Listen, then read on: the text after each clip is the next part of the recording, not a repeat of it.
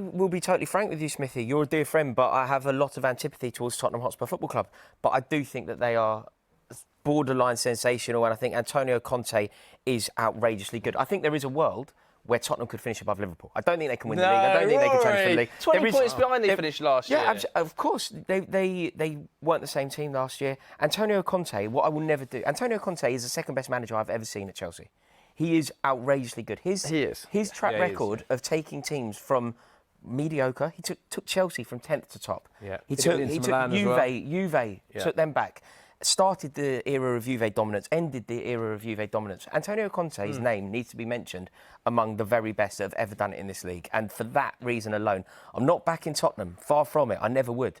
But I can't see a world where Antonio Conte doesn't have a really good season. I'm quite interested that neither of you have put Arsenal in there. Is that out of blind faith to Chelsea, or are you just thinking to yourself that maybe Arsenal don't have enough to get in there? I think that Arsenal have a really good squad. I think they've had a brilliant window. I think you could make a case for some of their single signings. Jesus is arguably signing of the summer. I think he's a brilliant signing. He gives Arteta what Arteta needs. Arteta likes the idea of playing that kind of front four, effervescent front four that all interchange, and nobody has to score 30 goals because they all score a dozen. You can't do that with Lacazette.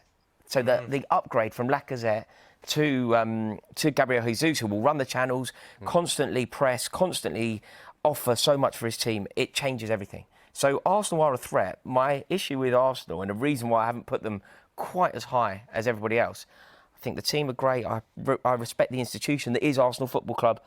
I'm just not having Arteta. I just don't get it. I really don't get it. Everybody thinks he's brilliant, and I just think he is distinctly average. Rory, he's brilliant. How can you not like Arteta? Because Have you not watched All or Nothing? I mean, partly, yes, I have, and that is another conversation and another reason why I think that it may all be a myth. But, you know, this thing that he's doing, this process, this thing that he's working on, it's all totally unquantifiable. Like, it's a process. What does that even mean? I think they've got much better. Yeah. But do you know what else? Do you know what else the narrative is? And this is what I don't agree with. People always say the improvement. The improvement since he's taken over. When he took over, he took over from Emery.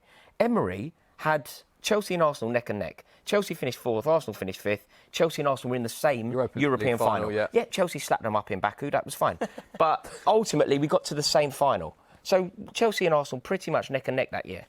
Arsenal finished 5th, Chelsea won the European Cup the year after. Do you know, like... But do you know why? Thomas Tuchel. Yeah, absolutely. Brilliant manager. And Mikel Arteta.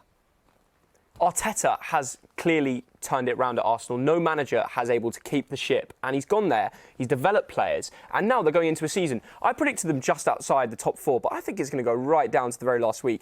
And Arteta's more of a project, like you said, long-term manager. If he brings it round, if he turns this around, similar to what Wenger did, he needs time. It's not going to all happen in the instant season. I tell you what, he'll bring in trophies and he'll be loved by fans. He was an Arsenal captain and he's going to bring success to that club. I think you're in a little bit rude, Rory. It's not rude. I haven't seen anything. It's not tangible. You know, if you talk about Antonio Conte being a great manager, you look at the track record, you look at the trophies, you look at... But he's more short-term. He gets that instant success. Arteta's changing the whole dynamic of the football club. But that's something that's unquantifiable. What do you mean? What does that mean? He changes the whole dynamic of the football club. That's just words to me. But Conte will never stay for a few years. He's going to win trophies and move on. And actually, he'll leave it in a position where the club will go backwards in the future. I mean, that's not necessarily the case, though, is it? You say that he will win trophies and the club goes backwards. That isn't necessarily the case.